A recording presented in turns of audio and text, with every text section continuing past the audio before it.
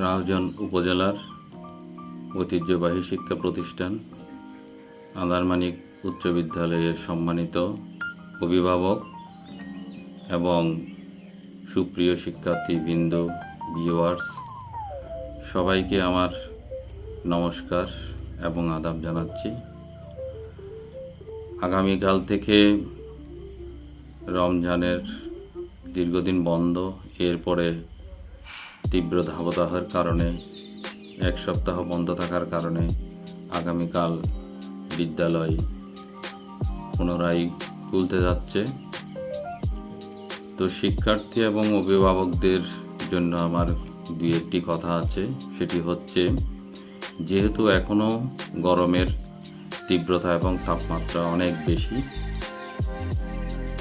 সুতরাং তোমাদের স্কুলে আসার সময় অবশ্যই তোমরা তোমাদের সাথে অবশ্যই ছাতা রাখবে, পানির বোতল রাখবে এবং অভিভাবকবৃন্দ আপনারা এই বিষয়টুকু আপনাদের শিক্ষার্থীদের, আপনাদের সন্তানদের এই বিষয়টা স্কুলে আসার পূর্বেই আপনারা একটু খেয়াল করবেন, তারা যাতে এই ধরনের বিশেষ করে ছাতা এবং পানির বোতল সাথে রাখে এবং সাথে পানিও রাখে।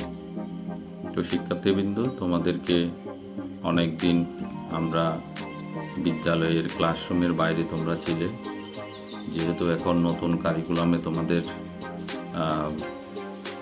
শিক্ষণকালীন যে মূল্যায়নগুলো বিদ্যালয়ের শ্রেণীকক্ষে অনুষ্ঠিত হওয়ার কথা ছিল, সেগুলোতে কিছু ঘাটতি তো অবশ্যই আছে।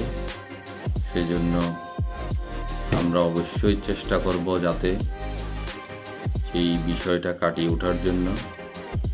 তো তোমরা যাতে সুস্থ থাকো, সেজন্য তোমাদেরও একটু সচেতনতা অবলম্বন করতে হবে। বৈশ্বিক এই তাপমাত্রা, এটা আমাদের মেনে চলতেই হবে, এটা থেকে আমাদের বেরিয়ে যাওয়ার কোনো সুযোগ নেই।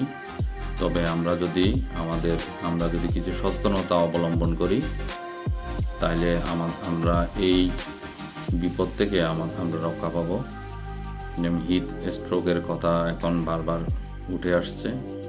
তো এটার জন্য আমরা পর্যাপ্ত পরিমাণে পানি পান করব, ছায়াযুক্ত স্থানে থাকব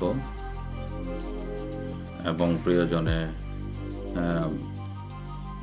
মুখ ধুবো, পানি খাবো। তবে বাইরের কোনো ধরনের পানীয় না খাওয়াই শ্রেয়, কারণ এই গরমের মধ্যে বিভিন্ন ধরনের রোগেরও সৃষ্টি হচ্ছে, ডায়রিয়া হচ্ছে, জ্বর হচ্ছে, সর্দি হচ্ছে। তো আমার অভিভাবকবৃন্দুর প্রতি সদয় এবং বিনয়ের সাথে অনুরোধ থাকবে, আপনার সন্তান যখন স্কুল থেকে বাড়ি ফিরবে, সে যাতে সাথে সাথে স্নান না করে, গোসল না করে এবং রেফ্রিজারেটর থেকে পানি বের করে যাতে ঠান্ডা পানি সাথে সাথে না খায়। খাওয়ার ইচ্ছে হলে যাতে একটু নর্মাল পানির সাথে মিশিয়ে খায়, কারণ অনেক সময় দেখা যায় আমাদের ভোকাল কর্ডের অনেক ধরনের প্রবলেমস হয়ে যায়, এমনকি ভোকাল কর্ডে স্ট্রোক করারও সম্ভাবনা থাকে। তো আমরা এই নিয়মগুলো একটু মেনে চলব আর লেখাপড়ার প্রতি মনোযোগী হব। প্রতিদিন স্কুলে আসব, স্কুলের বাইরে থাকাটা কোনো প্রকারে সম্ভব নয়। আমাদের প্রতিদিন স্কুলে আসতে হবে, শিক্ষণকালীন মূল্যায়নগুলো আমাদের কমপ্লিট করতে হবে। আমাদের যে ঘাটতিগুলো আছে, সরকার যেহেতু ঘোষণা করেছে শনিবারও বিদ্যালয় খোলা থাকবে যতদিন ঘোষণা না আসে, তো আমাদেরকে সেই মতো চলতে হবে, শনিবারও স্কুলে আসতে হবে। তো তোমরা আশা করি সবাই ভালো থাকবে, এই কামনায় রইল।